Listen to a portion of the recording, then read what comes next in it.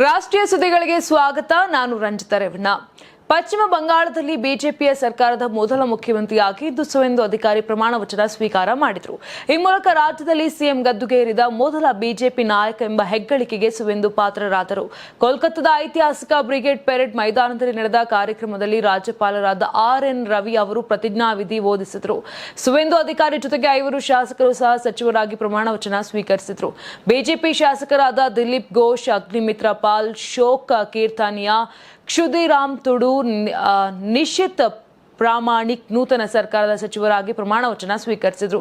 ಪ್ರಮಾಣ ವಚನ ಕಾರ್ಯಕ್ರಮಕ್ಕೆ ಪ್ರಧಾನಿ ನರೇಂದ್ರ ಮೋದಿ, ಕೇಂದ್ರ ಗೃಹ ಸಚಿವ ಅಮಿತ್ ಶಾ, ಬಿಜೆಪಿ ರಾಷ್ಟ್ರಾಧ್ಯಕ್ಷ ನಿತಿನ್ ನಬೀನ್, ಕೇಂದ್ರ ಸಚಿವರಾದ ನರಾಮ್ ಮೋಹನ್ ನಾಯ್ಡು, ಧರ್ಮೇಂದ್ರ ಪ್ರಧಾನ್, ಬಿಜೆಪಿ ಆಡಳಿತ ರಾಜ್ಯಗಳಾದ ಸಿಎಂಗಳಾದ ಗುಜರಾತ್ ಮುಖ್ಯಮಂತ್ರಿ ಭೂಪೇಂದ್ರ ಪಟೇಲ್, ಆಂಧ್ರಪ್ರದೇಶ ಮುಖ್ಯಮಂತ್ರಿ ಚಂದ್ರಬಾಬು ನಾಯ್ಡು ಮತ್ತು ಉತ್ತರಾಖಂಡ ಮುಖ್ಯಮಂತ್ರಿ ಪುಷ್ಕರ್ ಸಿಂಗ್ ಧಾಮಿ, ದೆಹಲಿ ಸಿಎಂ ರೇಖಾ ಗುಪ್ತಾ ಭಾಗಿಯಾಗಿದ್ದರು.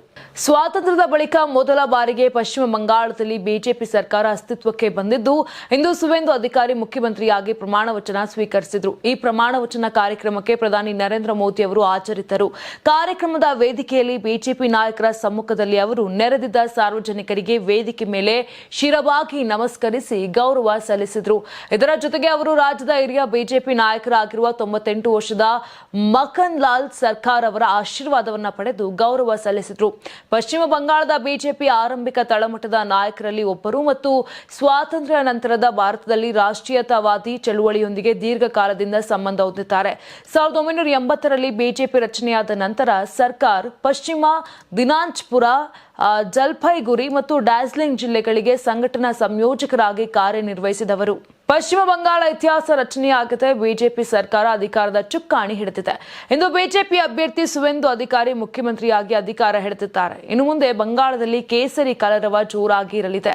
ಈ ಮಧ್ಯೆ ಸಿಎಂ ಸ್ಥಾನಕ್ಕೆ ರಾಜೀನಾಮೆ ನೀಡಲ್ಲ ಎಂದು ಹಠ ಹಿಡಿದಿದ್ದ ಮಮತಾ ಬ್ಯಾನರ್ಜಿ ಸದ್ದಿಲ್ಲದೆ ತಮ್ಮ ಸೋಲನ್ನು ಒಪ್ಪಿಕೊಂಡಂತಿದೆ. ಅದಕ್ಕೆ ಪ್ರಮುಖ ಸಾಕ್ಷಿ ಅವರೇ ಮಾಡಿರುವ ಈ ಬದಲಾವಣೆ. ವಿಧಾನಸಭಾ ಚುನಾವಣೆಯಲ್ಲಿ ತೃಣಮೂಲ ಕಾಂಗ್ರೆಸ್ಗೆ ಬಂದ ಆಘಾತಕಾರಿ ಸೋಲಿನ ನಂತರವೂ ಮುಖ್ಯಮಂತ್ರಿ ಸ್ಥಾನ ತ್ಯಜಿಸಲು ಮಮತಾ ಬ್ಯಾನರ್ಜಿ ಕೆಲ ದಿನ ಹಿಂಜರಿದಿದ್ರು. ಆದರೆ ಈಗ ಅವರು ತಮ್ಮ ಎಕ್ಸ್ ಖಾತೆಯ ಬಯೋವನ್ನ ಬದಲಾಯಿಸಿದ್ದಾರೆ. ತಮ್ಮ ದೀರ್ಘಾವಧಿಯ ಆಡಳಿತಕ್ಕೆ ಅಂತ್ಯವಾಯಿತು ಎಂಬುದನ್ನು ಅವರು ಒಳಗೊಳಗೆ ಒಪ್ಪಿಕೊಂಡಿದ್ದಾರೆ ಎಂಬ ಸೂಚನೆ ನೀಡುತ್ತಿದೆ. ಹೌದು, ಅತ ಸುವೇಂದು ಅಧಿಕಾರಿ ಸಿಎಂ ಆಗಿ ಪ್ರಮಾಣ ವಚನ ಸ್ವೀಕರಿಸುತ್ತಿದ್ದಂತೆ ಕೋಲ್ಕತಾ ಪೊಲೀಸರು ಕೂಡ ಮಮತಾ ಬ್ಯಾನರ್ಜಿ, ಅಭಿಷೇಕ್ ಬ್ಯಾನರ್ಜಿ ಮತ್ತು ಟಿಎಂಸಿ ನಾಯಕರನ್ನ ಅನ್ಫಾಲೋ ಮಾಡಿ ಬಿಜೆಪಿ ನಾಯಕರನ್ನ ಫಾಲೋ ಮಾಡಲು ಶುರು ಮಾಡಿದೆ.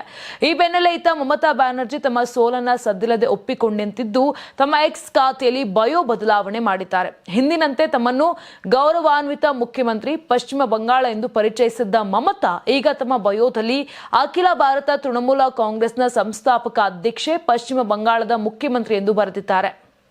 ತಮಿಳುನಾಡಿನಲ್ಲಿ ಸರ್ಕಾರ ರಚನೆಗೆ ಬಹುಮತಕ್ಕೆ ನಡೆಯುತ್ತಿದ್ದ ಕಸರತ್ತಿಗೆ ಕೊನೆಗೂ ತೆರೆಬಿದ್ದಿದೆ. ಟಿವಿಕೆಗೆ ವಿಸಿಕೆ ಬೇಷರತ್ ಬೆಂಬಲ ಘೋಷಿಸಿದೆ ಎಂದು ಮೂಲಗಳು ತಿಳಿಸಿವೆ. ಆ ಮೂಲಕ ವಿಜಯ್ಗೆ 118 ಶಾಸಕರ ಬೆಂಬಲ ಸಿಕ್ಕಿದೆ. ಇನ್ನು ವಿಸಿಕೆ 2 ಶಾಸಕರು ಟಿವಿಕೆಗೆ ಬೆಂಬಲ ಪತ್ರ ನೀಡಿದ್ದಾರೆ ಎನ್ನಲಾಗಿದೆ. ಸರಳ ಬಹುಮತ ಬೆನ್ನಲ್ಲೇ ವಿಜಯ್ ಚೆನ್ನೈ ನಿವಾಸದಿಂದ ನಿರ್ಗಮಿಸಿದ್ದಾರೆ. ಇಂದು ಸಂಜೆ ರಾಜ್ಯಪಾಲ ಅರ್ಲೇಕರ್ ಅಲಭ್ಯರಾಗಿದ್ದಾರೆ. ಸಂಜೆ 7:10ಕ್ಕೆ ರಾಜ್ಯಪಾಲರು ಕೇರಳದ ತಿರುವನಂತಪುರಂಗೆ ತೆರಳಲಿದ್ದಾರೆ. ಹೀಗಾಗಿ ಅದಕ್ಕೂ ಮುನ್ನ ರಾಜ್ಯಪಾಲರ ಭೇಟಿಗೆ ವಿಜಯ್ ಮುಂದಾಗಿದ್ದಾರೆ ಅಂತ ಹೇಳಲಾಗ್ತಾ ಇದೆ. ಇನ್ನೇನು ಭೇಟಿ ಮಾಡೋ ಸಾಧ್ಯತೆಗಳು ಕೂಡ ಇರುವಂತದ್ದು. ಇನ್ನು ಬೆಂಬಲದ ಕುರಿತು ವಿಸಿಕೆ ಇನ್ನೂ ಅಧಿಕೃತವಾಗಿ ಹೇಳಿಕೆಯನ್ನ ಕೊಟ್ಟಿಲ್ಲ. ಆದ್ರೆ ಈಗಾಗಲೇ ಪತ್ರವನ್ನ ರವಾನೆಯನ್ನ ಮಾಡಿರುವಂತದ್ದು. ಇನ್ನು ವಿಸಿಕೆ ಬೆಂಬಲವು ಟಿವಿಕೆ ಬಹುಮತಕ್ಕೆ ನಿರ್ಣಾಯಕವಾಗಿದೆ. ಯಾಕಂದ್ರೆ ವಿಜಯ್ ನೇತೃತ್ವದ ಒಕ್ಕೂಟವು ಈಗಾಗಲೇ 116 ಚುನಾಯಿತ ಶಾಸಕರ ಬೆಂಬಲವನ್ನ ಹೊಂದಿದ್ದು, ಇದರಲ್ಲಿ ಕಾಂಗ್ರೆಸ್ನ 5 ಮತ್ತು ಎಡಪಕ್ಷಗಳ 4 ಸ್ಥಾನಗಳು ಸೇರಿವೆ. ವಿಸಿಕೆಯ 2 ಸ್ಥಾನಗಳನ್ನ ಸೇರಿಸಿದಾಗ ಅದರ ಬಲವು 118ಕ್ಕೆ ಇರುತ್ತದೆ. ಇದು ರಾಜ್ಯದಲ್ಲಿ ಸರ್ಕಾರ ರಚಿಸಲು ಅಗತ್ಯವಿರುವ ಶಾಸಕರ ಸಂಖ್ಯೆ ಆಗಿದೆ. ಹೀಗಾಗಿ ಏನು ವಿಜಯ್ ಅವರಿಗೆ ಬೇಕಾಗಿದ್ದಂತ ಮ್ಯಾಜಿಕ್ ನಂಬರ್ ಈಗ ಸಿಕ್ಕಿರುವಂತದ್ದು. ತಮಿಳುನಾಡು ರಾಜ್ಯಕ್ಕೆ ಇದೀಗ ದೇಶದ ಗಮನ ಸೆಳೆದಿದೆ. ಅತಿ ದೊಡ್ಡ ಪಕ್ಷವಾಗಿ ಹೊರಹೊಮ್ಮಿದರೂ ಸರ್ಕಾರ ರಚಿಸಲು ನಟ ವಿಜಯ್ ಟಿವಿಕೆ ಪಕ್ಷ ಹೆಣಗಾಡ್ತಾ ಇತ್ತು. ಇನ್ನು ಕಾಂಗ್ರೆಸ್, ಸಿಪಿಎಂ, ಸಿಪಿಐ ಬೆಂಬಲ ನೀಡಿದ್ರು ಕೂಡ ಮ್ಯಾಜಿಕ್ ನಂಬರ್ ದಾಟಿರಲಿಲ್ಲ. ಆದ್ರೆ ಈಗ ಇದರ ನಡುವೆ ವಿಸಿಕೆ ಪಕ್ಷ 4 ಗಂಟೆ ಬಳಿಕ ನಿರ್ಧಾರವನ್ನ ತಿಳಿಸಿದೆ. ಅಂತೂ ಇಂತೂ ಬೆಂಬಲವನ್ನ ಸೂಚಿಸಿರುವಂತದ್ದು. ಇದರ ನಡುವೆ ನಟ ವಿಜಯ್ ಮುಖ್ಯಮಂತ್ರಿ ಆಗುವುದು, ಟಿವಿಕೆ ಸರ್ಕಾರ ರಚಿಸಲು ಡೀಲ್ ಫೈನಲ್ ಆಗಿದೆ ಅನ್ನೋ ಸುಳಿವನ್ನ ಎಐಡಿಎಂಕೆಯ ಎಡಪ್ಪಾಡಿ ಕೆ ಪಳನಿಸ್ವಾಮಿ ನೀಡಿದ್ರು. ಅಂದ್ರೆ ನಟ ವಿಜಯ್ ಜೋಸೆಫ್ ಅವರ ಟಿವಿಕೆ ಪಕ್ಷ ಸರ್ಕಾರ ರಚಿಸಲು ಕಸರತ್ತು ನಡೆಸುತ್ತಿರುವಂತ ನಡುವೆ ಏನಿತ್ತು ಆ ಒಂದು ಸಮಯದಲ್ಲಿ ಎಐಡಿಎಂಕೆ ನಾಯಕ ಎಡಪ್ಪಾಡಿ ಕೆ ಪಳನಿಸ್ವಾಮಿ ತಮ್ಮ ಎಕ್ಸ್ ಮೂಲಕ ಪೋಸ್ಟ್ ಒಂದನ್ನ ಮಾಡಿ ಒಂದು ಮಹತ್ವದ ಸುಳಿವು ಕೊಟ್ಟಿದ್ರು ಅನ್ನೋ ಒಂದು ಚರ್ಚೆಗಳು ಕೂಡ ನಡೆದಾಡ್ತಾ ಇತ್ತು. ಅಂದ್ರೆ 17ನೇ ತಮಿಳುನಾಡು ವಿಧಾನಸಭೆ ಚುನಾವಣೆ ಯಶಸ್ವಿಯಾಗಿದೆ. ಇನ್ನು ವಿವಿಧ ಪಕ್ಷಗಳಿಂದ ನಾಯಕರು ಸ್ಪರ್ಧಿಸಿ ಗೆದ್ದಿದ್ದಾರೆ. ಈ ವೇಳೆ ಸರ್ಕಾರ ರಚಿಸುತ್ತಿರುವ ಪಕ್ಷಕ್ಕೆ ನನ್ನ ಹೃದಯ ತುಂಬಿದ ಅಭಿನಂದನೆಗಳು ಅಂತ ಇಪಿಎಸ್ ಎಕ್ಸ್ ಪೋಸ್ಟ್ ಮಾಡಿದ್ರು. ಇನ್ನು ಇಪಿಎಸ್ ಮಾಡಿದ ಪೋಸ್ಟ್ ಟೈಮಿಂಗ್ ಹಾಗೂ ಶುಭಾಶಯ ಏನಿತ್ತು ಅದು ಮಹತ್ವದ ಸುಳಿವನ್ನ ಕೊಟ್ಟಿದೆ ಅಂತ ಹೇಳಲಾಗ್ತಾ ಇತ್ತು. ಪ್ರಮುಖವಾಗಿ ಸರ್ಕಾರ ರಚಿಸುತ್ತಿರುವ ಪಕ್ಷಕ್ಕೆ ಶುಭಾಶಯನ ತಿಳಿಸಿದ್ದಾರೆ. ಇದೆಲ್ಲೊಂದು ಕಡೆ ಎಐಡಿಎಂಕೆ ಮತ್ತು ಟಿವಿಕೆ ಎರಡು ಕೂಡ ಮೈತ್ರಿ ಮಾಡ್ಕೊಳ್ಳೋ ಚಾನ್ಸಸ್ ಇದೆ ಅನ್ನೋ ಒಂದು ಸಂದೇಶವನ್ನ ಕೊಡ್ತಾ ಇತ್ತು ಅನ್ನೋ ಚರ್ಚೆಗಳು ಕೂಡ ನಡೆದಾಡ್ತಾ ಇತ್ತು. ಸದ್ಯಕ್ಕೆ ಈಗ ಏನು ಟಿವಿಕೆಗೆ ವಿಸಿಕೆ ಬೆಂಬಲವನ್ನ ಘೋಷಣೆ ಮಾಡಿರೋದ್ರಿಂದ ಈಗ ಆಲ್ರೆಡಿ ವಿಜಯ್ ಅವರು ಮ್ಯಾಜಿಕ್ ನಂಬರ್ ಅನ್ನ ತಲುಪಿರುವಂತದ್ದು. ತಮಿಳುನಾಡಿನಲ್ಲಿ ಸರ್ಕಾರ ರಚನೆ ಕಸರತ್ತು ತೀವ್ರಗೊಳ್ಳುತ್ತಿದ್ದಂತೆ ನಟ ವಿಜಯ್ ನೇತೃತ್ವದ ತಮಿಳಿಕ ವೆಟ್ರಿ ಕಳಗಂ ವಿರುದ್ಧ ಹೊಸ ವಿವಾದ ಎದ್ದಿದೆ. ಅಮ್ಮ ಮಕ್ಕಳ ಮುನ್ನೇತ್ರ ಕಳಗಂ ಪಕ್ಷದ ಬೆಂಬಲವನ್ನ ಸುಳ್ಳಾಗಿ ತೋರಿಸಲು ಟಿವಿಕೆ ನಕಲಿ ಬೆಂಬಲ ಪತ್ರವನ್ನ ಬಳಸಿದೆ ಅಂತ ಆರೋಪಿಸಿ ಎಎಂಎಂಕೆ ಪೊಲೀಸರು ಬಳಿ ದೂರನ್ನ ದಾಖಲಿಸಿದೆ. ಇನ್ನು ಎಎಂಕೆಯ ಏಕೈಕ ಶಾಸಕ ಎಸ್ ಕಾಮರಾಜ್ ಅವರ ಬೆಂಬಲ ವಿಚಾರವೇ ಈಗ ಎರಡೂ ಪಕ್ಷಗಳ ನಡುವೆ ರಾಜಕೀಯ ಸಂಘರ್ಷಕ್ಕೆ ಕಾರಣವಾಗಿದೆ. ಕಾಮರಾಜ್ ಅವರು ತಾವು ಟಿವಿಕೆಗೆ ಯಾವುದೇ ಬೆಂಬಲ ನೀಡಿಲ್ಲ ಎಂದು ಮಾಧ್ಯಮಗಳ ಮುಂದೆ ಸ್ಪಷ್ಟಪಡಿಸಿದ್ರು. ಇದರ ಬೆನ್ನಲ್ಲೇ ಎಎಂಎಂಕೆ ಪ್ರಧಾನ ಕಾರ್ಯದರ್ಶಿ ಟಿಟಿವಿ ನಾಯಕ ದಿನಕರನ್ ಕೂಡ ಟಿವಿಕೆ ವಿರುದ್ಧ ಕಿಡಿಕಾರಿದ್ರು. ಟಿವಿಕೆ ಪಕ್ಷವು ರಾಜ್ಯಪಾಲರಿಗೆ ನಕಲಿ ಬೆಂಬಲ ಪತ್ರ ಸಲ್ಲಿಸಿದೆ ಅಂತ ಆರೋಪಿಸಿರುವ ದಿನಕರನ್ ತಮ್ಮ ಪಕ್ಷದ ಹೆಸರನ್ನ ದುರುಪಯೋಗ ಪಡಿಸಿಕೊಂಡಿದ್ದಾರೆ ಅಂತ ಆಕ್ರೋಶವನ್ನು ವ್ಯಕ್ತಪಡಿಸಿದ್ದಾರೆ.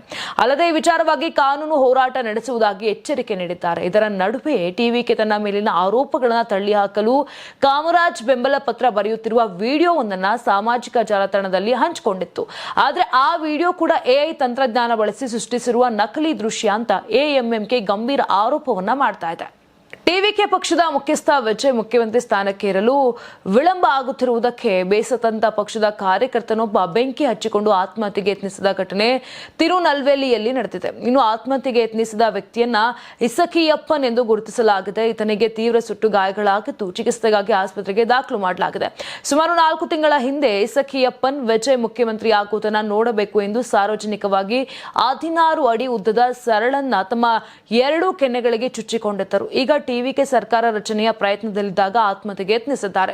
ಇತ್ತೀಚೆಗೆ ನಡೆದ ತಮಿಳುನಾಡು ವಿಧಾನಸಭಾ ಚುನಾವಣೆಯಲ್ಲಿ ವಿಜಯ್ ನೇತೃತ್ವದ ಪಕ್ಷವು 108 ಸ್ಥಾನಗಳನ್ನು ಗೆದ್ದುಕೊಂಡಿತ್ತು. ಸರ್ಕಾರ ರಚಿಸಲು ಇನ್ನೂ ಕೂಡ 10 ಸ್ಥಾನಗಳು ಬೇಕಾಗಿತ್ತು. ಚುನಾವಣಾ ಫಲಿತಾಂಶ ಪ್ರಕಟವಾದ ನಂತರ ಕಾಂಗ್ರೆಸ್ ಜೊತೆಗೆ ಟಿವಿಕೆ, ಸಿಪಿಐಎಂ, ಇನ್ನು ಐಯುಎಂಎಲ್ ಮತ್ತು ವಿಸಿಕೆ ಪಕ್ಷಗಳನ್ನು ಬೆಂಬಲಿಸುವಂತೆ ಟಿವಿಕೆ ಕೋರಿತ್ತು. ಇವೆಲ್ಲವೂ ಡಿಎಂಕೆ ಜೊತೆ ಮೈತ್ರಿ ಮಾಡಿಕೊಂಡಿದ್ದವು. ಇನ್ನು ಕಾಂಗ್ರೆಸ್ ಮತ್ತು ಎಡಪಕ್ಷಗಳು ಕರೆಗೆ ಸಕಾರಾತ್ಮಕವಾಗಿ ಪ್ರತಿಕ್ರಿಯಿಸಿದ್ದರೂ ಐಯುಎಂಎಲ್ ಬೆಂಬಲ ನೀಡಲು ನಿರಾಕರಣೆಯನ್ನ ಮಾಡಿತ್ತು. ಇದರ ನಡುವೆ ವಿಸಿಕೆ ನಿಲುವಿನಲ್ಲಿ ಈಗ ಸ್ಪಷ್ಟತೆ ಕಂಡು ಬಂದಿರುವಂತದ್ದು, ಅದೇ ರೀತಿಯಾಗಿ ಬೆಂಬಲವನ್ನ ಘೋಷಣೆ ಮಾಡಿರುವಂತದ್ದು.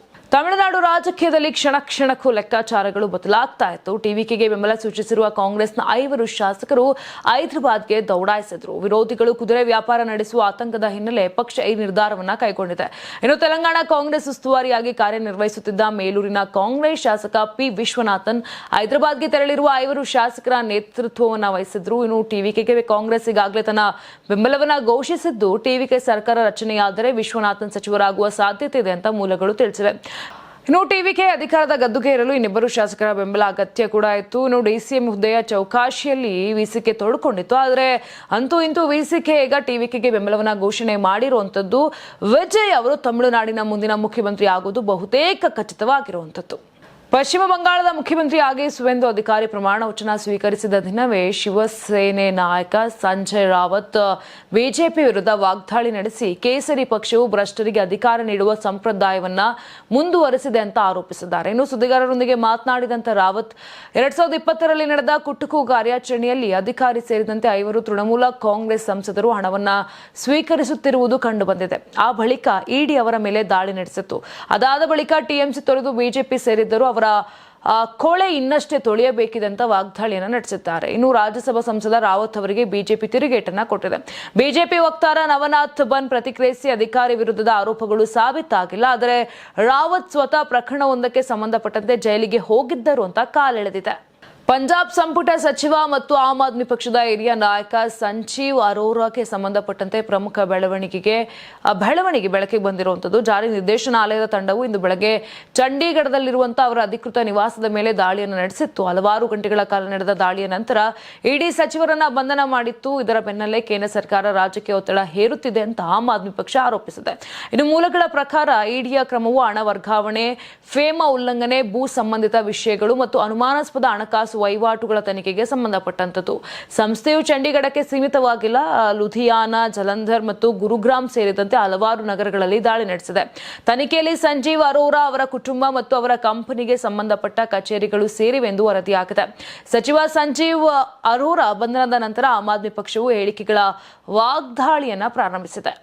ನೋಡಿದ್ರಲ್ಲ, ಇದಿಷ್ಟು ಆಗಿತ್ತು ಇಂದಿನ ದೇಶದ ಪ್ರಮುಖ ಸುದ್ದಿಗಳು. ನಾಳೆ ಮತ್ತೆ ಇದೇ ರೀತಿಯಾಗಿ ರಾಷ್ಟ್ರೀಯ ಸುದ್ದಿಗಳಲ್ಲಿ ಭೇಟಿಯಾಗೋಣ. ಅಲ್ಲಿವರೆಗೂ ನೋಡ್ತಾ ಇರಿ ಕರ್ನಾಟಕ ಟಿವಿ, ಇದು ಕನ್ನಡಿಗರ ಧ್ವನಿ. ನೀವು ಸಣ್ಣ ಆಗ್ಬೇಕಲ್ವಾ? ಅದು ಒಂದು ಉತ್ತಮ ಆಹಾರದಿಂದ ಸಣ್ಣ ಆಗ್ಬೇಕಲ್ವಾ? ಪ್ರತಿದಿನ ನಮ್ಮ ಜೀನಿ ಸ್ಲಿಮ್ ನ ಯೂಸ್ ಮಾಡಿ ಯಾವುದೇ ಸೈಡ್ ಎಫೆಕ್ಟ್ ಇಲ್ದಂಗೆ ನೀವು ಸಣ್ಣ ಆಗ್ತೀರಾ.